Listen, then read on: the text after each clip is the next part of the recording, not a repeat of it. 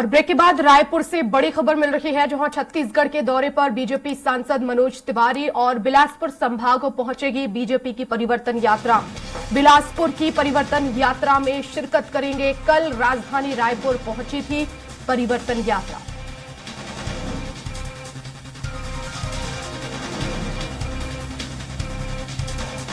तो बिलासपुर की परिवर्तन यात्रा में शामिल होंगे मनोज तिवारी और कल राजधानी रायपुर पहुंची थी। आपको बता दें कि बड़ी संख्या में कार्यकर्ता शामिल होंगे इस परिवर्तन यात्रा में। लगातार भारतीय जनता पार्टी छत्तीसगढ़ में परिवर्तन यात्रा निकाल रही है।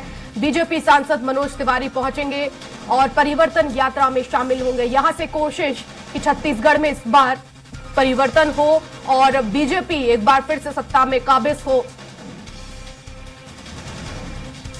तो कल राजधानी रायपुर पहुंची थी परिवर्तन यात्रा और आज बिलासपुर में परिवर्तन यात्रा में शामिल होंगे बीजेपी सांसद मनोज तिवारी।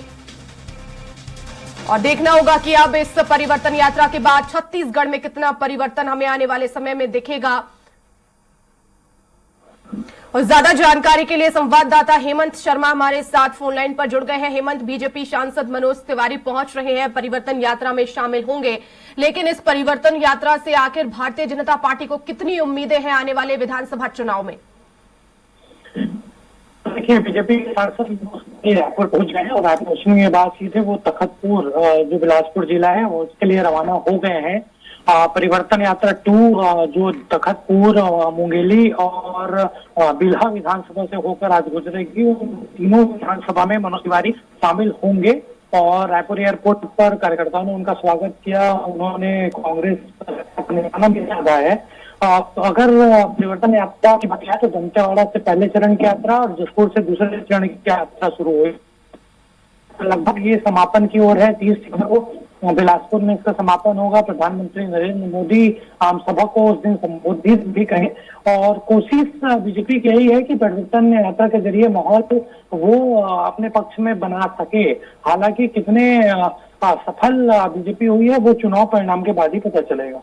बिल्कुल, लेकिन वर्तमान में हेमंत अगर देखें तो कितना समर्थन यहां पर परिवर्तन यात्रा को मिल रहा है, क्योंकि जनाधार भी एक संदेश देता है कि आखिर आने वाले समय में बीजेपी की क्या स्थिति रहेगी, चुनाव में, विधानसभा चुनाव में वापस आएगी या फिर कांग्रेस को ही यहां पर बहुमत मिलता हुआ दिखेगा? देखिए, बीजेपी ने काफी तैयारी की थी परिवर्तन यात्रा को लेकर और मुख्य नेताओं को जिम्मेदारी दी गई थी और पहली चरण की जो यात्रा शुरू हुई थी दंतेवाड़ा से लगभग 51 विधानसभाओं को कवर करते कल रायपुर पहुंची और कई जगहों पर स्वागत हुआ था।